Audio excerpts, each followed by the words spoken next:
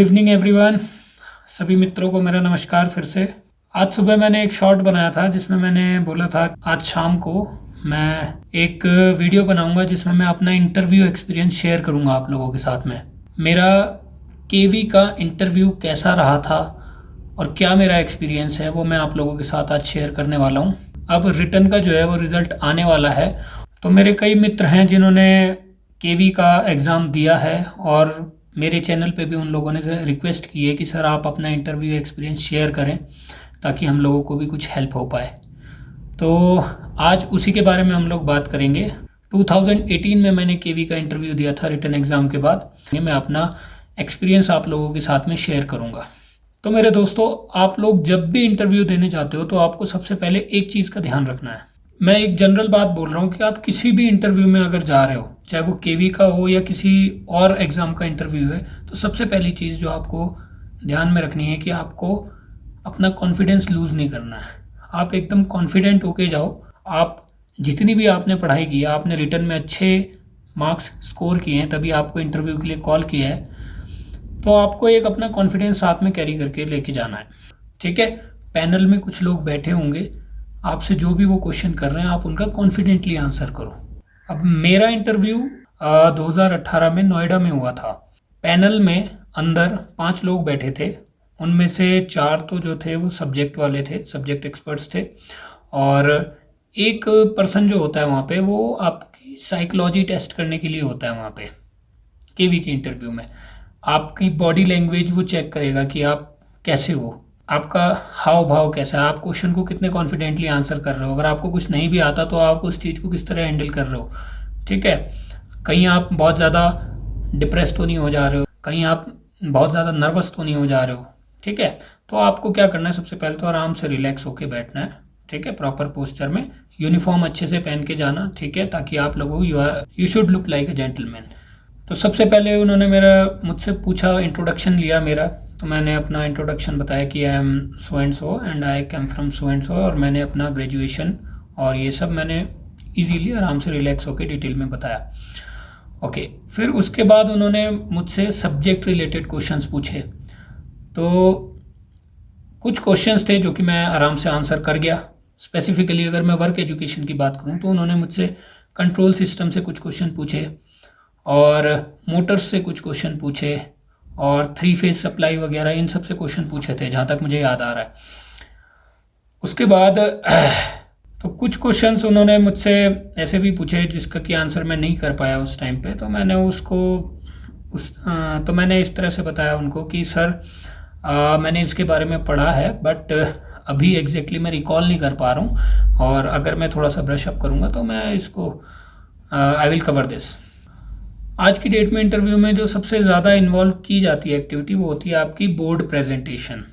आपको बोल देंगे कि आपको आप किसी भी टॉपिक पे, ठीक है, क्लास 7 या क्लास 8 को खुद से दे देंगे कि आपको सपोज करो क्लास 8 के बच्चों को आपको कुछ पढ़ाना है।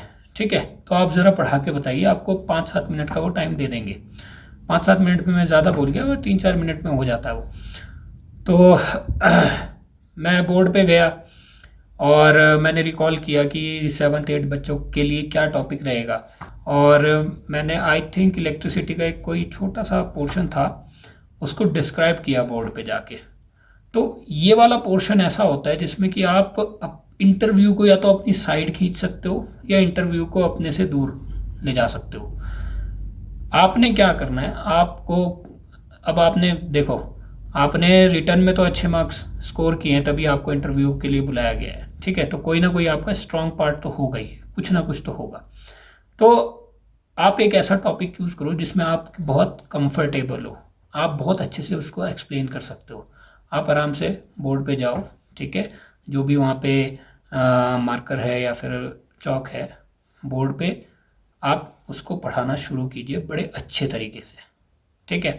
आप ये सपोज कीजिए कि सामने आपके बच्चे बैठे हैं क्लास में। ठीक है। और आप उनको कैसे अपना बेस्ट तरीके से एक्सप्लेन कर सकते हो उस टॉपिक को।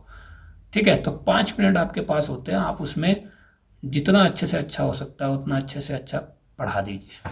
बाकी जो भी क्वेश्चन होते हैं, जनरल क्वेश्चन भी पूछ सकते हैं वो, या टेक्निकल क्वेश्चन भी पूछ सकते हैं। आप नॉर्मली उनका आंसर कीजिए और कोशिश कीजिए कि आप आंसर जो है ना वो पॉजिटिव वे में ही दें। पॉजिटिव वे का मतलब है मेरा कि अगर आपको जो आंसर आपको पता है वो तो आप दे ही दोगे, जो आपको नहीं भी पता है उनको ऐसे मत बोलिए कि सर मुझे नहीं आता ये, ऐसे मत बोलो आप उनको, ठीक है ना। आप उनको इस तरह से बोल सकते हो कि सर मैंने इसके बारे में पढ़ा है बट अभी मैं आउट ऑफ टच हूँ या मैं अभी रिकॉल नहीं कर पा रहा, मुझे एक बार इसको देखना पड़ेगा and I will make sure this will be done. ठीक हो गया। एक चीज़ लास्ट में मैं यहाँ पे और ऐड करना चाहूँगा कि देखिए केवी जो है वो ऑल इंडिया जॉब है, ठीक है। ऑल ओवर इंडिया केवी स्कूल्स स्प्रेड हैं, ठीक है। आपको कहीं भी इनिशियल पोस्टिंग मिल सकती है या फिर सर्विस के दौरान आपको कहीं भी भेजा जा सकता है। So you have to mentally prepare for that, ठीक है।